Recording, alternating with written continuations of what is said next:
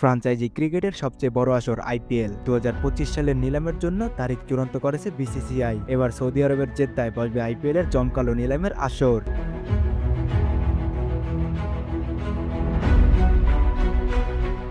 IPL নিলামের যাত্রা শুরু হয় 2008 সালে। তখন ফ্রাঞ্চাইজিগুলো মিলিয়ে খরচ করেছিল মাত্র $3.64 মিলিয়ন। সময়ের সঙ্গে বাজেট যেমন বেড়েছে তেমন বেড়েছে তারকাদের দামও। 2022 সালে সবচেয়ে ব্যয়বহুল নিলাম হয়, খরচ দাঁড়ায় 551 কোটি 70 লাখ রুপি।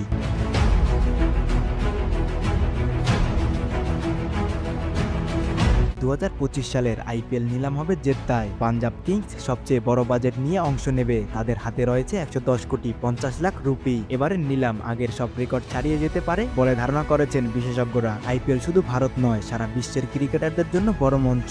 বিসিসিআই 2025 থেকে 2027 সাল পর্যন্ত আইপিএল এর দিনক্ষণ চূড়ান্ত করেছে। ইংল্যান্ড, অস্ট্রেলিয়া, দক্ষিণ আফ্রিকা সহ প্রায় সব দেশের ক্রিকেটাররাই এতে অংশ নেবেন।